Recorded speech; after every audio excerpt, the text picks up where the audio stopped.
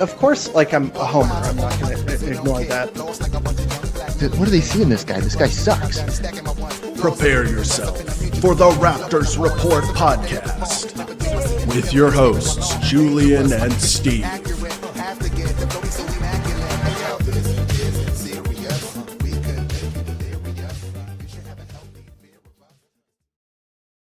Hello, Raptors fans. Welcome back to the Raptors Report podcast. It is Tuesday, December the 16th.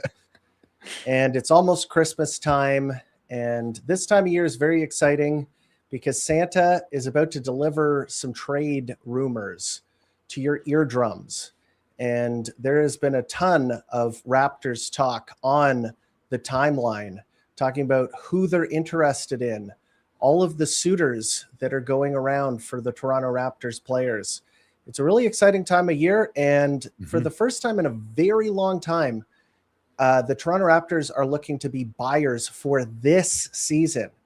Last season, they made a kind of win now, or maybe should I say win tomorrow trade when they picked up Brandon Ingram, who's in the prime of his career, but obviously he was injured that season.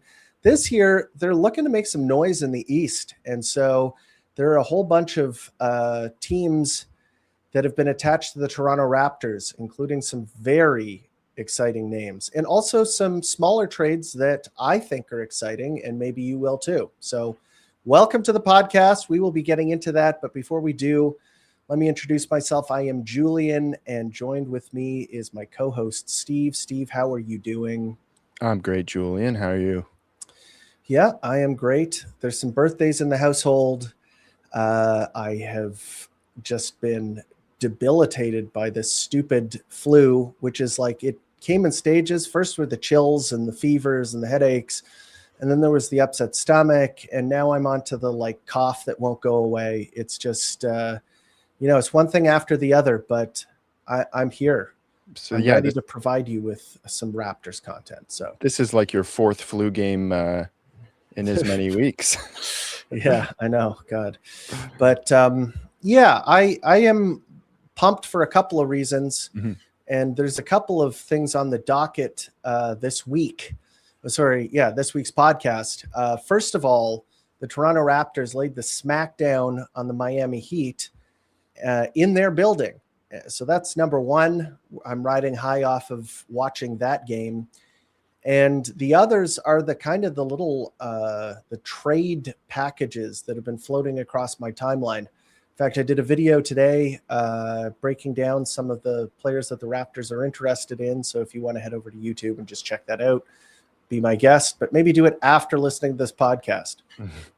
But there's a couple of other things, because two things happen in a trade. You get something, but you also have to give something. So we're going to be talking about the players on the Raptors who are, maybe on the outs, guys who are on the trade block.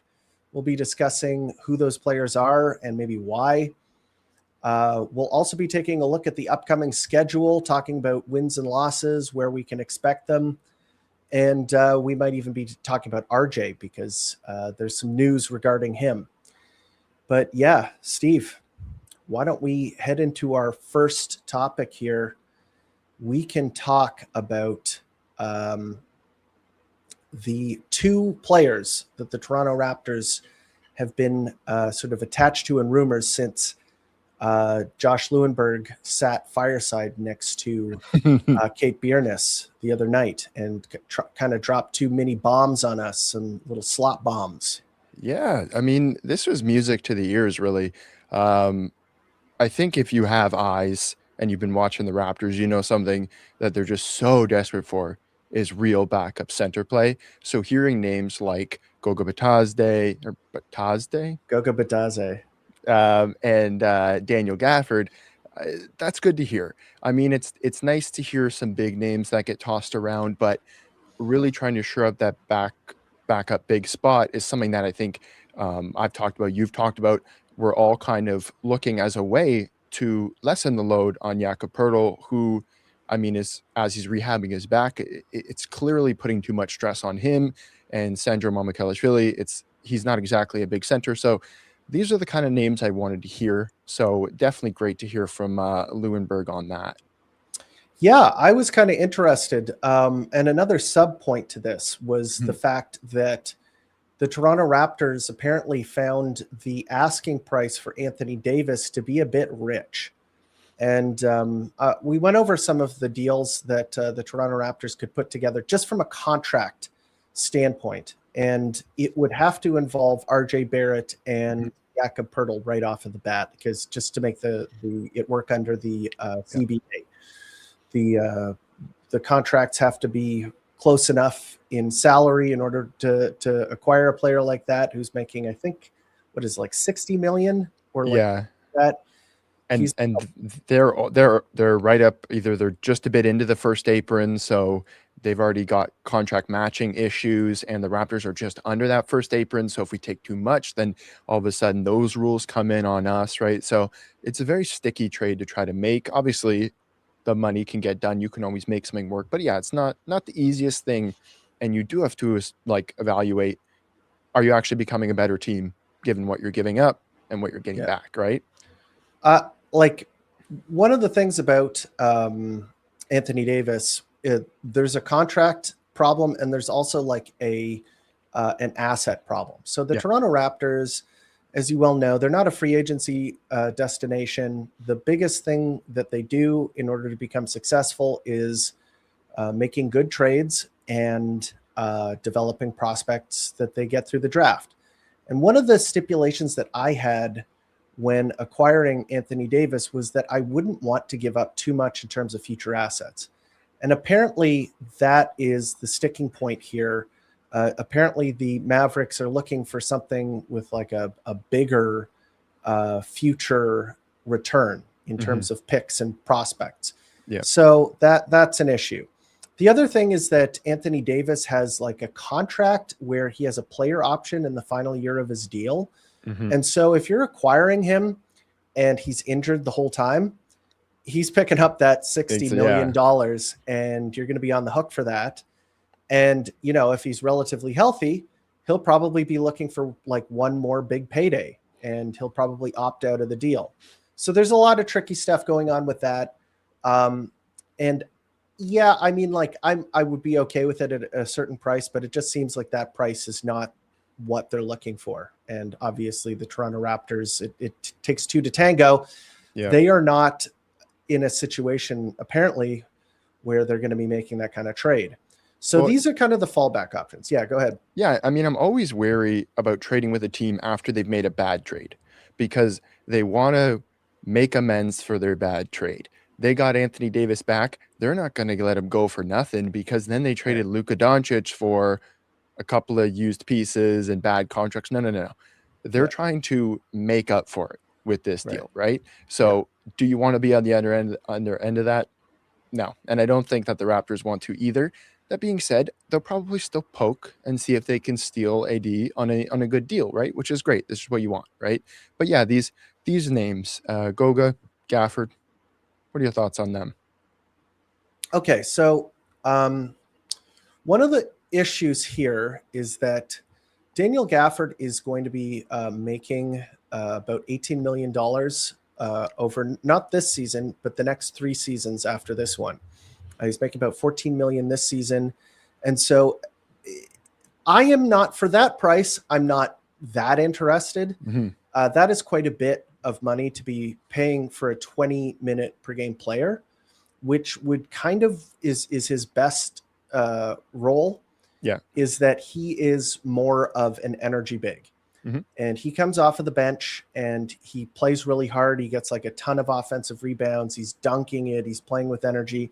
And that kind of contract makes a lot of sense when you're pairing him next to a super elite pick and roll player, like a Luka Doncic, right? That's going to make that guy just pop, where he's going to demand so much attention in the pick and roll that he can roll to the rim and then Luka throws up a lob. I mean, we saw it.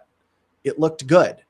And maybe he's worth that kind of contract if he's playing next to Luka Doncic.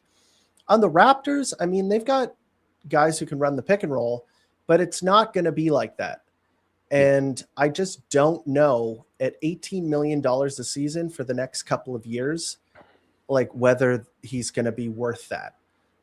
With that said, if like maybe they can go out and get a guy like that without having to give up any draft capital. And like, just because the Mavs are probably thinking the exact same thing, like, do we want to pay this guy while we're rebuilding $18 million a season? It just doesn't make much sense. So if they could maybe just swing it like a straight up trade for, Ochai Agbaji, Grady Dick, and Garrett Temple, no offense, I'm sorry, then maybe that's something you have to consider, just because it is such a, he can fill in that role that the Raptors need. So that's my thoughts on him. With Goga Bitadze, I am down. Like, I think that guy is pretty good. He's just a solid center. He's got real center size, good screen setter, really good defender, good rebounder, good hands. He can pass it a little bit. Like, he's a traditional center, no frills, but that's like kind of what the Raptors want. That's what Jakob Poeltl is.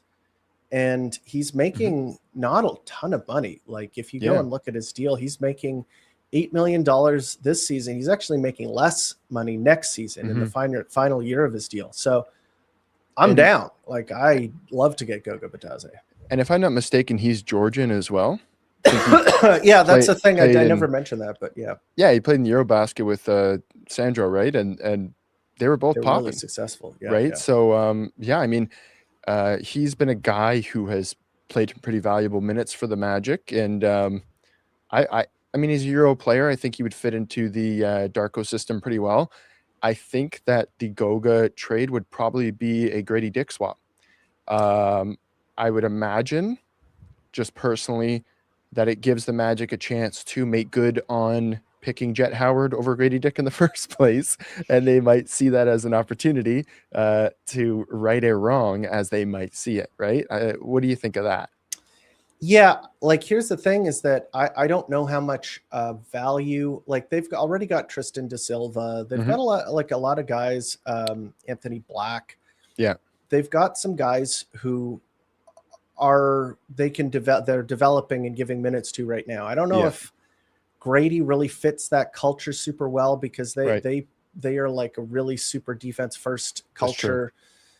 Grady Dick, you need to really think about how he's going to play in their system. Yeah. And I don't know if it's a great match. What I was thinking is that if you could find a taker for Grady, and there was another team that had maybe a role player that the Magic were interested in, then you could do a 3-team swap where maybe you give Grady to the rebuilding team, who can give him a lot of minutes, where, he can show something like he did last season, where he got a lot of minutes and opportunities. And then the Magic, they're probably not going to want to have 3 guys playing center minutes. Yeah. Like, they've got Wendell Carter Jr., they've got Mo Wagner, who is like really good for them, and they've got Goga Bitadze. So that's not a great use of assets. So if the Toronto Raptors value Goga Bitadze, they could try and engineer a 3-team deal where they send Grady to a 3rd team, and the other team sends a useful role player to the Magic. The Magic send the Raptors Goga. And I'd love that. I think that would be great. I could see the Nets getting involved. Grady goes to the Nets. What is his name? Oh. Clowney? No, I mean, I think they might like to keep Clowney, because Clowney's actually been pretty decent. But he was in the Hawks swap. Of course, I'm blanking on it now, but he used to be on the Clippers. Oh, Terrence Mann? Yeah. Okay. Yeah. I could see that. Send him back the Magic way. The problem is Tyus Jones has been so underwhelming for them. So they kind of need to figure that out, but they're giving Jace Richardson some minutes. Orlando's kind of in an interesting situation with the way that they're kind of like 2-timelining their young stars with the guys that are trying to work into the rotation. Yeah, that's a good point. I think that they could definitely use some help in the backup point guard. Like, yeah, he's been a complete bust for them. What's his name? Tyus Like Jones. the worst rotation player in the league. Like, Yeah. the guy actually getting minutes. He went like a month without scoring. That's so funny. But yeah, I'm down with Goga Bitadze. And like the problem with the Magic is that their offensive system is not like, they need to have offensive players in order to get their system to work. And that's why they're playing Wendell Carter Jr. is because he can shoot the ball. Yeah. And they need guys who can shoot the ball to play around their stars because it's not a super creative offense. Whereas with the Raptors, like they have these more complex screen actions off of the ball. And right now, the only guy on the team who's like really laying those like super hard screens is Jakob Poeltl. If they brought in Goga Bitadze, I think that would be a pretty nice match. Yeah. And he's a solid 7-footer. Like he is a real big. He's not like a pretend big. So, and outside of not being very offensively talented, outside of 3 feet from the basket, he's a really solid player. Yeah. Yeah. No, I like that. And like it's a shame that Ochai is not maybe playing a bit better because he fits decently into the Magic system there if they're looking for a 3-and-D player, right? Yeah. Assuming if he still has that kind of draw, perhaps maybe they think they can fix him. That seems like a pretty easy swap. I think he makes around $5.5-6 million. That's a decent swap, and you give up somebody who's a good defender for you, but hard to stay on the floor. And that was another thing that was kind of mentioned in Josh Lewenberg's report is that Grady and Ochai seem to be the wing names that would be the guys on the way out the door in these trades. I think it's like it's two factors here. First of all, they've kind of disappointed. Yeah. But the second thing is that they are like the movable contracts on the team that actually they're making enough money to do that. Yeah. So like Jakob Poeltl, he has one of those middling contracts where it's like he's not making like a substantial, like he's making right now around just over 10% of the salary cap. Yeah. Whereas like the next guy up is RJ, right? And then that's like a substantial trade. That's not a trade where you're tinkering around the edges. That's like a trade where you're actually moving a rotation player, like a starting caliber player. So that requires a bit more calculus. Whereas with Grady and Ochai, like I don't think anybody's going to be too busted up if those guys are traded. And it's not going to make a huge difference to the Toronto Raptors rotation. And I honestly think that they're playing Ochai more these days, like just because they're trying to pump his trade value. And he has been playing a little bit better. Yep. Like he was miserable earlier in the season, but he did have a good game against Boston, had 11 points in that game. The game against Miami was like, okay, played 22 minutes, was 50% from the field, 4 rebounds, 2 assists, 1 steal. And like, he does play pretty good defense. So like, I guess he's raised his 3-point percentage 5% over the last couple of games. I know, from 8% to 13%, but it's on the way up. It's going positive, right? Yeah. So what's the expression? Nowhere to go but up. That's right. 8%. Yeah, pretty hard to. I mean, if you hit 1 3, your 3-point percentage is going up. Yeah. So yeah, I mean, those two are probably going to be not going to be Raptors, just because of their contract. Like, Ochai was a first-round pick a while ago. Grady Dick also a first-round pick in the teens. And so those guys are making a decent chunk of change.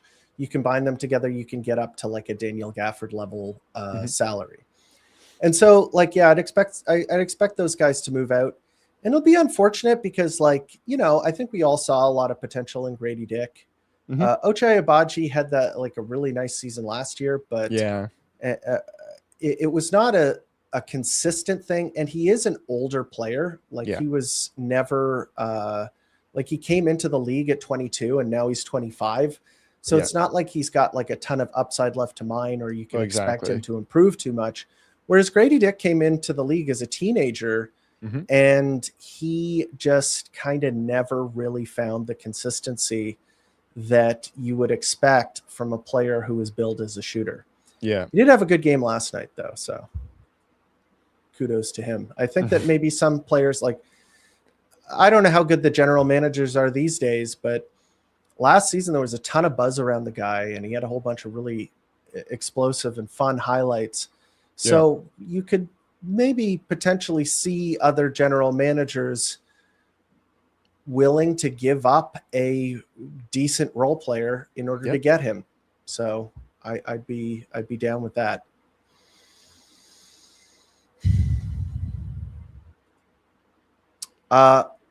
Next up, we are going to be talking about another more dubious trade rumor. It's from a guy that I'm not a huge fan of. It is from Jake Fisher, Jake L. Fisher. And emphasis on the L. Yes, exactly.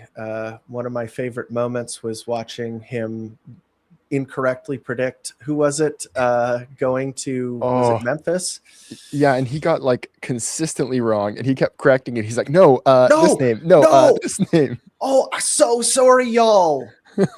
God, so sorry, y'all. Like, you got it wrong a bunch of times anyway. That was a highlight for me. But he predicted that Domantas Sabonis, or not predicted, excuse me. He said that the Toronto Raptors were interested in Domantas Sabonis.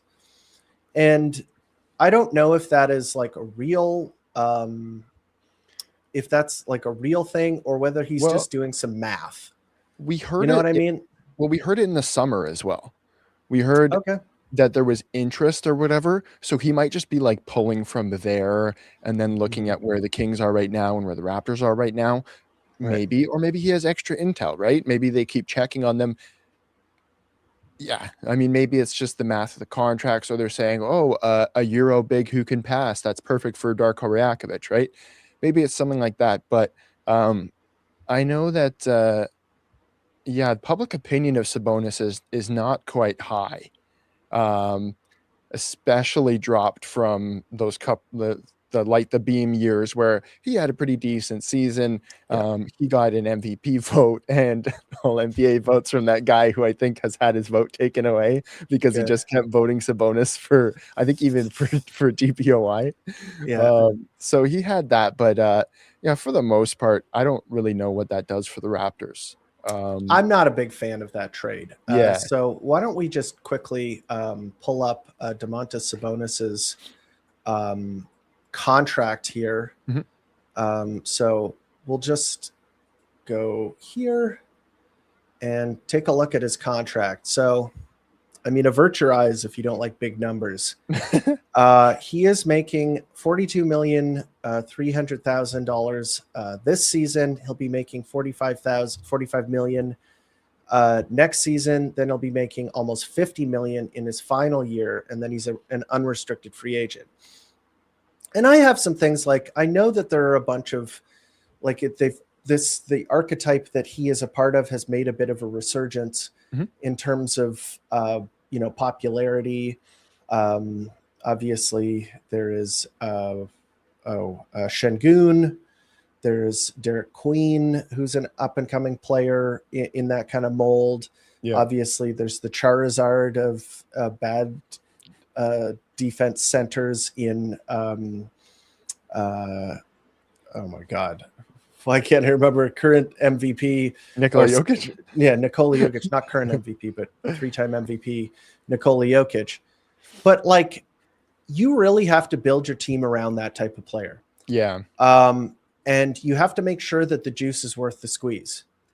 So the way that the Rockets have done it is that they went out and got like a ton of really good wing defenders and guard defenders. That's why they went and got Fred VanVleet.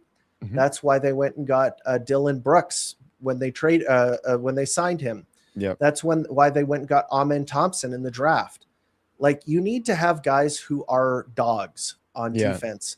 to stop other teams from just driving into the paint and scoring over and over and over again. And the Kings kind of like they had some guys who could do that earlier when they were more successful, but they just built the team completely wrong. And they have he needs guys who can play defense around him. Yeah. It really kind of limits the types of players that you can have on your team. Yeah. And I'm just not down with that. I don't want a no defense center who's giving up height on the inside. Yeah. That, and I also just don't like watching him play. Like, he is a brute. He plays the game like a hockey player. He's constantly elbowing people. Exactly. And I don't know if I'd call him dirty necessarily. He seems like a good guy, but like, he's too physical and rough. I just don't like the way he plays. And offensively, he kind of does best as like a post hub, ball in his hand. Yeah. Why would we want that? Like, Scotty Barnes operates pretty well from there. Ingram likes to drive down to that kind of like low post area to get his shot up, and you're going to have Sabonis blocky in there trying to box out to get the pass for a post up. I don't think it helps with spacing. Like, what I liked about the interest in Gafford is it adds a different layer of spacing, of that vertical spacing, which the Raptors hadn't really had, right? And it'd be interesting to see. Scotty is not a Luka Doncic, but we haven't seen him with a real lob threat like that. And that would be super interesting to see if they could develop a kind of chemistry, right? Because we know Scotty can throw those passes. But Sabonis is just a clunky post player who can pass, who can rebound. He has some talent. He has some touch for sure, right? Yeah. Like, he's a double-double guy for years, threatens triple-double sometimes. But I get that he can pass and stuff, but I don't think it improves the offense. And I think, if anything, it'll make stuff harder on somebody like Scotty, because I don't know how much he's going to adapt into that role of, okay, I'm going to go set screens and roll. Like, I know he can do that, right? But he does like to operate as a post hub. And you'd be trying to tell a 40-something million player, this guy would make the most on the team. Yeah, exactly. Right? He would be the highest paid of the player team. And now you're going to tell him, you're actually the third option on offense. Yeah. And I don't want to see what it would look like if he wasn't the third option. Yeah, I think that they want, I think you want more of a role player at the center position for this iteration of the Toronto Raptors. You're going to run into some, like you already mentioned, it's skill duplication. Yeah. Scotty Barnes you want to put the ball in his hands. You want to run screen rolls with him. You want to be using Scotty Barnes as a post hub. Like, I've loved the looks that they're getting him on the inside. Yeah. Now that RJ is out, they want to initiate the offense closer to the basket with him, so he's getting more post touches. Like, let's see if we can just get all the stuff that Sabonis would deliver from Scotty Barnes. Yeah. And just not get Sabonis and just go and get a cheaper player who's going to play like defense. Yeah. That's my thought. What I see from this is that it's somebody doing math cynically. Yeah. They're saying the Raptors are looking for a big who is available on the market. The Kings suck. Sabonis is on the market. Well, they're interested, right? Yeah. Sources say the Toronto Raptors are calling and inquiring about Sabonis. Whereas I just don't know if that's I don't think so. I wouldn't do it, at least. No, and like, out of if you're adding a center, if you're adding any kind of player that ideally you want as a role player, I want them to come in and make Scotty's life easier, because currently he is doing so much defensively, offensively. He's doing a lot, right? And you need somebody to make his job easier. Sabonis doesn't make his job easier on defense. It makes it harder. Maybe it makes it easier on offense, but I don't. Scotty would be making his life easier, right? He would be the guy coming over to block the shot. Like, think about with Goga Bitadze. Yeah. You get Goga Bitadze, you don't have to worry about having a 7-foot guy. Scotty Barnes can roam the floor. Goga can protect the basket, grab defensive rebounds, and finish lobs and stuff. Yeah. That sounds like what I would want. So I'm not too thrilled with the Sabonis rumors. Yeah. Oh, and like, when you're talking about trading for a guy, like I would far rather get Anthony Davis than Sabonis. Like, yes, exactly, right? If you're buying in. Exactly. If you're buying in, get the future Hall of Famer who is going to raise your defensive ceiling to like top 5 in the league. Don't roll the dice on some guy who's like maybe makes your offense better, shores up the rebounding, but like doesn't propel you into the upper reaches of the defensive teams in the league. Yeah. Just not into that. Because, and I feel like the packages wouldn't really be that different at the end of the day, right? Because I mean, you can try to hedge off of the Kings being a dumb front office, but they're going to value a guy like Sabonis as highly as they possibly could when they didn't get as much as they would probably want for De'Aaron Fox, and they're not going to get anything for Levine and anything for DeMar DeRozan, right? He's probably like, they're not moving Keegan Murray, so probably their best trade chip. So it's not going to be peanuts, right? Yeah. And just in chat here, I want to bring this up. Thoughts on a trade with Chicago for Jalen Smith and Ayo Dosunmu? I like Dosunmu. I really like Dosunmu. Jalen Smith, I mean, decent, but like he's worse than Mamu. I don't think he gives you that much more of that. But if I wanted to acquire Jalen Smith when the Pacers couldn't pay him. Yeah. And the Raptors could have gotten him for free and kicked the tires on him. These days, we've seen what he does, and it's nothing special. So like, I'm not like Dosunmu is an interesting name, but like I just like the guard situation on this team. I don't think that like the Raptors have to go out and get a guy like Dosunmu, even though I'd be fine with it, but just like, is that what the Raptors need right now? I don't know. If it's swapping Ochai and Grady's minutes for Dosunmu, your team is better. Dosunmu is a good guard defender. He's averaging like 15 points per game right now, right? He is a good player, and he's shooting the hell out of the ball. He's over 40%. I think he's like a career 40 some odd 3-point shooter, right? He's a good player, and on low volume though, isn't it? I think that's true. But I think that would improve your team and give you another guy to defend these talented guards that you're going to need in a playoff situation. He's got a bit more size than somebody. I mean, certainly than somebody like Shed. So if you're trying I would like it. I think he's a good player, but like, what are you giving up for him? And like, you'd have to pay him in the off season. That's true. And I just like, I like the player. Do I like the idea? Right. I would try and find a person who can fill a niche. And I'm not just like, I get it. Like, you need some size, go get Jalen Smith. I'm just not a Jalen Smith guy. I'm not a big believer in him. So yeah, I'd probably be looking somewhere else. So why don't we change tacks here a little bit, and we can talk about the Heat game, because I do want to discuss what I saw from the Toronto Raptors in that game. I was really impressed with what I saw, and I think that the Toronto Raptors are like, there was an issue that they had that a lot of people were talking about, that I think the game that we saw yesterday is evidence towards. So people were saying like 5 games in 7 nights, which is what was happening at the end of that, that run there, where they got blown out at the end. And people were saying they're tired. Like, these guys are exhausted. They haven't had a lot of rest.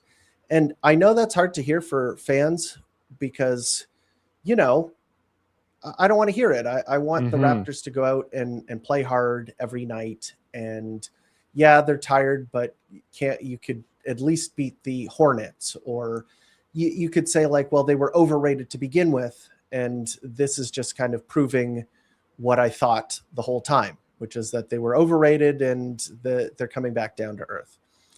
This game, what we saw was a Toronto Raptors team that played well all 4 quarters. Like they didn't win the first quarter, I don't believe. Yeah. But they were in it.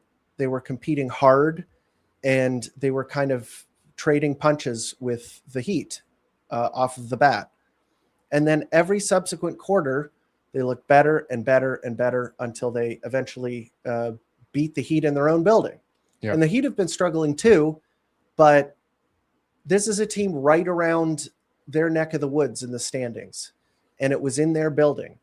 And I think it was a very quality win, and they looked well rested. Like they looked like they had some gas in the tank, and they delivered. So that's my hypothesis on that game. But did you see anything that kind of set that game apart from some of the other games that we saw earlier last week? I mean, I think you hit the nail on the head with their energy levels, like especially Brandon Ingram.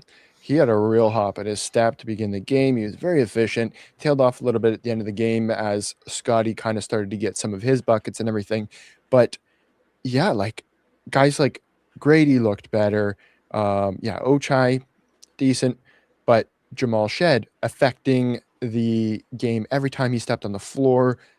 I mean, it's one game in the entire week, right? So easy to prepare for, but I liked what I saw, the complete game from Scotty, because for years I've kind of had like this conspiracy theory about Scotty is that every time he goes home, like he typically doesn't have a great game against Miami and Orlando, right? So whatever it is with visiting his family, friends, whatever, maybe he's just tired, maybe he can't focus. It was that's what it looked like, but it was the opposite last night. He was very focused. He had his mom in the crowd. He had his child's mother. Yeah, right. And he just was a complete player, and he had 5 stocks in the game outside of the first quarter. Yeah, the exactly. First quarter, because you go on Twitter and you search up a player's name because you're like, I want to see all the highlights that he had, and then it's like 10 guys complaining about their effing parlay. Yeah. People are like, what? And they all use the same like cliche where they're like, as soon as I put an American dollar down on Scotty, this is the performance that he gives me. And it was like in the first quarter, 0, 0, 0, 0, 0 or something like that. Yeah. Yeah. I mean, like I don't know about you, but I use the Real app for scores and stuff like that to see like live updated scores. But for some reason, they have a comment section under every player. And it is only for gambling addicts to just cry about their parlays. And it is insane what you see. And you're just trying to look at the player stats and you just see middle finger emojis, one more rebound, you bum. So, like, of course that's going to happen, right? But he ended up having a good game at the end of things. Yeah, you're absolutely right. Yeah.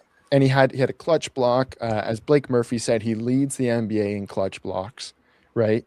Which is another feather in his cap for that DPOY argument, which the Raptors need to start winning a lot of games again for him to have any chance at that. Chad Holmgren is far above because Oklahoma City Thunder, not unbeatable now, but I mean, like their team is juggernauts. And Chet has been fantastic, right? So it's an uphill climb, but he does have the like they have a lot of good players on that team. They've got like 2 all-world guard defenders, Dort. Yeah. 3. Cason Wallace, Caruso, even SGA is no slouch in that department. Jalen Williams was an all-defense. Yeah, Jalen Williams. Like I even forgot. Like I'm forgetting. And then in the front court, he's got like a real center, like a good starting center. Yeah. With size next to him, so he's just able to kind of like cruise and having fun, blocking shots. Whereas Scotty is like, he's the alpha and the omega. Like the buck stops with him. Yeah. If he doesn't have a good night on defense, the Raptors are not having a good defensive night. Let's put it that way. So I think that will be a point in his favor. Was there something else about the Heat game like Jamal Shed was awesome. Yeah. He was so good in that game. Yeah. And he was instrumental in defeating the zone defense that the Heat threw out. Him and Scotty Barnes, those 2 guys, because like it comes down to playmaking against the zone. Yeah. And having a good passer like Scotty Barnes and like Jamal Shed, Yeah. that really can expose a zone and make it look stupid. Because when a zone fails, like it looks dumb as hell because there's nobody guarding the person taking the shot, or there's nobody watching when there's a backdoor cut, or like that kind of stuff. So they both did like such a good job against that. But the Heat are so tricky and they play such a like stupid style. I was glad that the Raptors were on a string defensively. Yeah. And I think that the long layover allowed them to play the type of defense that has made them successful this season. Yeah. Which is lots of help, lots of like long arms playing in the passing lanes, being disruptive, but also not giving up wide open threes to the other team's best shooter over and over and over again, which is what we were seeing like in that Boston game. Yeah. When it was just, they got back into it. But like at the beginning of the game, they came out flat because they were leaving Boston's shooters open because they were trying to play that help heavy style. Yep. And against the Heat, they were cutting off the penetration to the basket because they run that like junior varsity style, like drive and kick offense. Yeah. And then they were recovering to shooters and not letting them get wide open shots. I thought it was like a masterclass. And of course, it really helps when they are the one team that you can prepare for like a full week. Yeah. And sort of know their kind of style inside and out and be like, how are we going to solve this puzzle? And they cracked that puzzle. Like they destroyed the Heat with their defense. I love that. Yeah. And I mean, I think it's an interesting game too, because the Heat starting unit has two former Raptors in it. You've got two guys who you have a pretty good book on, right? Now, they should probably have figured out not to be fouling Norm on the 3-point line. They mentioned, the Heat broadcast mentioned that he was like second or first in the league in 3-point drawn foul. Yeah. Right. And he got 2 that game. Right. So, but he's just a talented player, talented scorer. You got to account for that. I think Jamal took the Davion matchup, like personally in the way that he wanted to show out, to show everything he's learned from Davion versus like, oh, I really got to beat this guy. He's a guy that Jamal says he learned so much from in a very short amount of time. I'll always be thankful for Davion for that. Whereas he kind of orchestrated his own way out of Toronto by imparting so much wisdom onto Shed and allowing Toronto to say, this is our guy going forward. Thank you, Davion. Goodbye. And also just like Davion was like, he played so well for the Raptors. Like you never get me to hate that guy. No. The Raptors got him for a song, like absolutely nothing. Yeah. And he came to Toronto and like really impressed. Like his defense was unbelievable. Yeah. And he showed enough on offense where it was like, okay, this guy can stay on the floor. And that was always the question with him. And the Heat obviously liked what they saw. They were like, this guy can be a contributor for us. He plays the style that we want to play. Yeah. And he's obviously gone on to a lot of success there. So good for him. Yeah. And I really enjoyed watching Jamal Shed. Like he just needs to become a bit better of a scorer. He was still pretty inefficient last night. He scored 8 points on 9 shots, which isn't amazing, but like it was enough that it allowed him to stay on the floor and made them cover him so that he could get 2 feet in the paint and start distributing. So it was just such a good game from like a bunch of different players. It was like a team game from a defensive standpoint. And then enough guys stepped up to the plate on offense that they took it over. And even though they made some extremely boneheaded plays in the fourth quarter, they managed to squeeze it out. Yeah. And that was a very high turnover game for both teams, especially in the first quarter. That was pretty ugly. They both like playing that way. Yeah, right. So that was interesting. And it was a pretty consequential game in the standings, funny enough. Raptors jumped back into third, but they would have been down to like 8th or 7th or whatever, right? So that was pretty because I mean, same night the Cavs lose to the Hornets. The Celtics lost to the Detroit Pistons. Yeah, so, right. So everything kind of worked out in Toronto's favor. They jumped back into third. Everything. I mean, you just kind of flush that whole 4 or 5 game losing streak and move on. Like you're still in a great position. Cool. Schedule starts to open up a little bit, right? Yeah, and like it's psychological too. Yeah. As we were talking about like earlier on in the season, like when we were talking about the fake wins that the Raptors got against the Cavs when like the Hawks without Trae Young, like it turns out that Trae Young isn't exactly very important for them, but we were like, these are fake wins. Yeah. But because they won these games, there's a little wind in their sails. They can start going out there and really feeling good about themselves. And when you feel good about yourself, the ball flows a little easier. You feel more confident in your shot. You feel like you can beat somebody. Like it's a virtuous cycle. And maybe they can recapture some of that. Like they're going to have some games against some teams they can beat. Like the Celtics are the game after next, but the other games that they're playing, they can beat all those teams. Yeah. So, that was definitely a big thing. So, yeah, let's talk about the upcoming schedule. Yeah. I'm just going to quickly cycle back to the Toronto Raptors schedule over here. And here we go.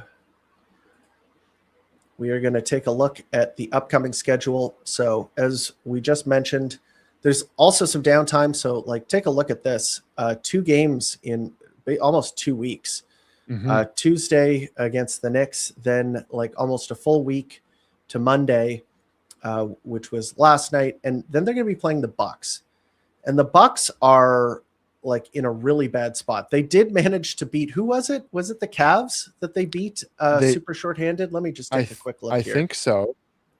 But then they lost. No, it was Boston. It was Boston. Right. Oh, that was so funny because Kyle Kuzma and Bobby Portis turned into Dirk Nowitzki and bombed in 27 points. Kyle Kuzma scored 31 points on 17 shots.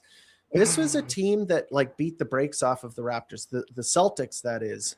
And they just walked into Milwaukee and got absolutely shellacked by the Milwaukee Bucks. Like it wasn't even close. So you love to see that. Yeah. And it really just goes to show that in the NBA, anyone can beat anyone. But I would expect the Raptors to be able to beat the Bucks. They do not have Giannis Antetokounmpo. They were one of the last like fully heliocentric offenses. And that's kind of how they won a lot of their games earlier on in the season, which is just like give Giannis the ball and just have like 10 shooters around him. Yeah. But they have good Lord, Miles Turner has been a disaster for them. He is averaging like, what is it here? Okay. He's improved a little bit, 43% from the field and 37% from 3. 12 points per game, but yeah, he was not worth the stretch provision being applied to. No, exactly. Damian Lillard. And the Bucks just lost to the Brooklyn Nets by like 45 points. Right? Like that's what they're coming off of. That is so the Nets insane. Are not that bad. The Nets are not like one of the worst. Like Nick Claxton is actually having a really good season for them. Excuse me for hitting my mic. Michael Porter Jr. is like a 27 point per game guy. Is really proving a lot of people, not me, wrong. But yeah, they got their butts kicked. So I think that the Raptors will win that one. Then they play against the Celtics at home on Saturday. Listen, I know it's not very patriotic of me as a Raptors fan, but I just expect them to lose to the Celtics. Yeah. I'm sorry. I mean, I'd love to see them beat them, but they just have the Raptors number, and they have for like the past 5 years. They've got talent, and I think Joe Mazzulla, ever since he had that beef with Darko Rajakovic, takes this matchup so personally because that's how Joe Mazzulla is wired. He's an absolute sicko. So I think he takes it super serious, and I think they game plan hard for it. And I mean, you've got a lot to deal with, right? Like Scotty Barnes defending Jaylen Brown. That's a cool matchup. That's fine. But there's swing moments where is Peyton Pritchard going to shoot 4 for 6 on threes? Is what Derek White are you getting tonight? Right? Yeah, Derek White exactly. has been coming along. He's finding his game so far, right? Like Yeah. in their last 10 games. So if you run into that, very tough game. And what Pirtle are you getting versus Yes. the Nemayesh Keita that they run out? Because that guy completely outworked Pirtle just by being younger, stronger, bouncier, Yeah. right? Obviously, It Yak is. was he's hobbled, and Mhm. he had a really good game against them last season when they almost beat them with basically just RJ and Pirtle. Yeah. But yeah, he's been a different player this season in a bad way. So hopefully they at least make it competitive. I did like what I saw from them in the second half of the game against the Boston Celtics. They did not roll over and die. Yep. That made me feel proud. I know Yep. it's like a one of those victory. What is it? Moral victories. Yeah. But I'll take it just because I just expect losses against the Celtics. But then they Yeah. play the Nets again. They are not Mhm. that bad, but I think they have a pretty good chance against them. Play the Heat again. Yeah. That might be a loss. Then they play the Washington Wizards. The Washington Wizards are the worst defensive team in the league. They're really Horrible. bad, and Yeah. the Raptors should be able to beat them. So, if they go 50, like, let me see here. Win, 50-50 game. I'll say 50-50 game for the Nets. Celtics probably a loss. In this game, I'll be happy with the 3-2 record. How about you? I mean, I'd like to see. I think that Nets game is more guaranteed than we probably think. So I think I'd be a little disappointed with anything less than a 4-2 there. I think you need Well, to 4-1, right? 4 and oh yeah, you said 3 and I thought you said 3-2. So yeah, 3-2, 4-1. Yeah. So 4-1. I think I'd be a little disappointed with anything less than that because I think you need to pick up these easy guys. You haven't had to play too many of those West juggernauts, and when we did, they got their butts kicked. So you got to pick up these easy ones against these Eastern teams that are in the rebuild mode, right? So yeah, I mean, obviously, I think that Celtics game could really not work out too well for us. But the rest of it, Yeah, I think we'll those are all see. winnable otherwise. We'll see. All right. So let's talk RJ Barrett. RJ Barrett is set to return to on-court activity. I believe it was today that they said. Yeah. Like they were saying that during the game against the Heat, they said that RJ Barrett is they're going to start bringing him along. He's going to be on the court pretty soon. And I'm happy to hear that, although like I don't know what that means. And the thing about the Toronto Raptors is that they are like super cagey when it comes to like how much information they give away and how close somebody is. Like, remember when he first got injured and they said, "Oh, he's day to day." Yeah, he's this is a little bit of an injury, but they said it was like a minor sprain, and that should have like sent alarm bells off in my head. Like a sprain is like when a tendon is like ripped. Yeah, like when there's a tear in it. Like how day to day can you be when you have like a meniscus tear?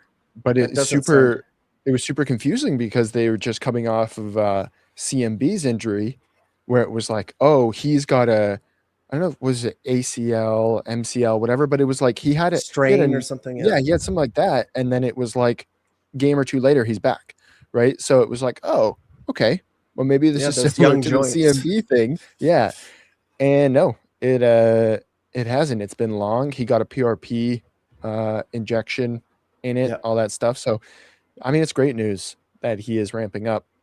They'll need him. First of all, like I understand why people are excited for him to come back because the team looked really good with him, and then as soon as he left, they started losing games. Yeah. And it's kind of like if you've ever heard of a cargo cult. Do you know about cargo cults? No. So in the Pacific Ocean, what would happen is that planes like would fly over islands and accidentally dump their cargo onto the beach, and these uncontacted tribes didn't like they would get this loot. Basically, they'd be like, this is insane, this is amazing, what happened, what were we doing when this happened? And they Right. were like, okay, well, we were here and I was like working on the fields. So they try to reconstruct the circumstances that happened when that thing occurred in Right. order to get it to happen again. But it has nothing to do with the like, it's just a random event, and Okay. there's no. So what I'm thinking is like, it's not that extreme. I think RJ is a factor, and I think that he will help the team. I don't think that the Toronto Raptors, like, if he comes back and they're like amazing, They you win also 10 have to games again. exactly. You have to also consider that the schedule like lightened up. Yeah. They got to rest a little bit more. Everybody's playing a little bit looser and not as exhausted. So I think he's going to help, but I don't think it's as extreme as some people are really excited about. Yeah. What do you think? I mean, that makes some sense. It reminds me, I used to work with this guy who we were building these custom homes, and we were in like a pinch where we had to bang out a couple in a row, overlapping, heavy workload on everybody, and he got sick right at that time. Mm-hmm. Everything got harder for everybody. He came back. It was easier for everybody. And he starts walking around going, you guys need me so badly. I'm the straw that stirs the drink. You guys, it's like, well, no, everything got harder as a coincidence as you were going out, and missing the extra body made it harder on everybody's body. So having a warm body obviously makes things easier. I think it's a little bit different with RJ because he does improve the offense in certain aspects. But yeah, I think I get what you're trying to say there, and it will be interesting to see because it's really hard to nail down if it's like actually correlation or causation. Yes, when exactly. Yeah. If we beat the Nets with RJ, like, okay, sure, Yeah. I would have hoped we beat it without him, right? Yeah. But if you beat a really good team with RJ and everybody looks good and everybody gels, okay.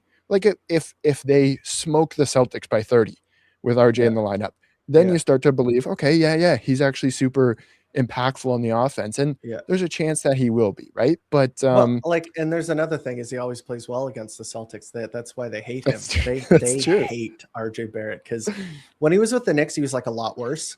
Yeah. Like he was never showing the kind of potential that he showed with the Raptors so far. But he would like turn it up against the Celtics. Like he would go at like he's hitting buzzer beaters and stuff, and like mean mugging them on their bench, and like I wonder like really. Yeah, I wonder if that's nuts, man. I wonder if that's just him growing up as a Toronto Raptors fan, right? And you have that ingrained. Like, I mean, I don't know if you saw what Dylan Brooks did the other night, right? He hits that three, and then he beefs with LeBron and he gets the technical foul and all that stuff, right? But you got to realize, like, what looked like a game-winning three at the time, in LeBron's face feels like, for somebody from, I mean, he's from Mississauga, but from Toronto area, like, it hits different. No doubt, it's like F you for LeBronto, right? Like there was I don't know if it was his rookie season, I think, but Andrew Nemhard hit a step back 3-game winner over LeBron. Oh, that was so glorious. I remember that. And it was like, that was so nice. That is every Toronto child's dream. Yeah. To slay the dragon yourself with it, right? So, I mean, you wonder, is that a motivator for RJ to beat a team like that, right? I would love it. Yeah.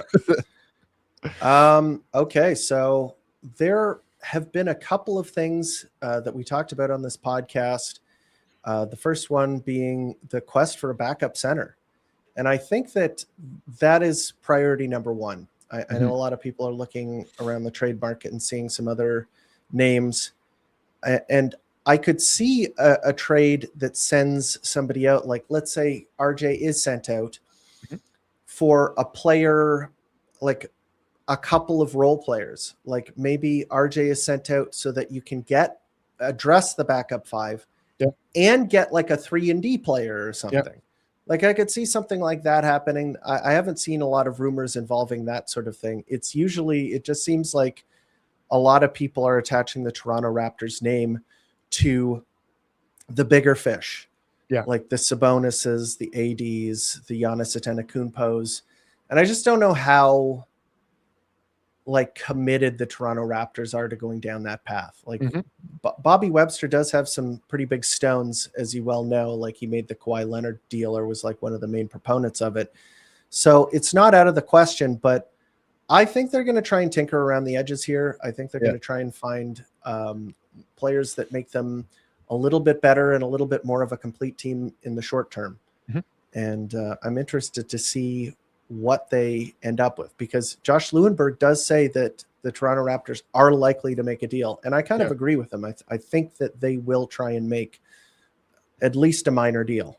I mean, Bobby said that this team you see today is not the team that you're going to see at the end of the season, right? Like he said something along those lines, indicating that they're going to see how it goes. They're going to look at the team and they're going to address whatever the needs are, right? Yeah. And the apparent needs right now, backup center, some more guard defense would be good. But yeah, obviously the backup center is probably the biggest thing to address. There's another name just that was in chat that I just want, or not. That's not what I'm looking for here. Oh, Um, Robert Williams. Yeah. for an Ochai swap or something like that, I'd be I'd down do with it. that. He's Yeah. he's been healthy this season. Mhm. I think he's played like 16 games or something like that, and they have a cluster of bigs that they might want to No be doubt moving about it. on for. So that might be an easy I'd roll buy the low. dice. Yeah, Yep. right. Because he's got talent. He's Right, so- strong. Like that's the thing about him. Like his knees are like, I don't know how healthy he's going to be, Mhm. but he's really strong, and he's always Yeah. been extremely strong. And he's not like like height wise, he's not very big, Yeah. but the guy can play center. Like we've seen it. The Yeah. guy he's like really stocky and really strong. I Yeah. think that he would definitely help the Raptors if he was healthy. and And it might be worth it. about 15 and a half minutes a game, he's averaging like 5.5 rebounds and shooting 69% from the Nice. floor. So Yeah, 13 rebounds per 36 minutes. Yeah, for sure. And, I mean that helps, right? So that's a good name. That is a good name. That's a good thought. I wouldn't mind that. Holy crap. Yeah, he's finishing 82% of his shots inside 3 feet, and was 80% last season as well. So yeah, like the guy can still play for sure. Mhm. I love Time Lord when he was playing for the Celtics. I really wanted the Toronto Raptors to get him. Yeah. So if they could get him for a song, like if they could get him for a guy like what's his name? Yeah, Ochai Agbaji, I'd be totally down. Yeah. So good thought there. In any case, I think that's probably going to be the episode, ladies and gentlemen. We have some games coming up this week. You can join us next week, probably on the Monday. I haven't really looked at the schedule to see when the next podcast is going to be. But as always, it's on the Monday at 8:30, unless there's a game, in which case you move it back a day, which is what happened today. But I've really been digging this podcast, especially since we moved to StreamYard. StreamYard's made it a lot easier.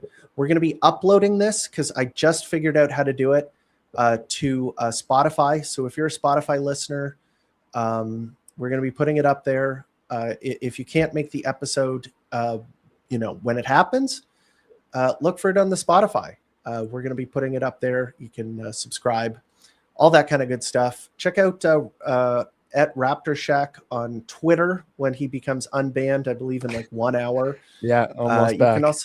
You can also check out Steve on YouTube. He's starting up a YouTube. He's already started up a YouTube channel.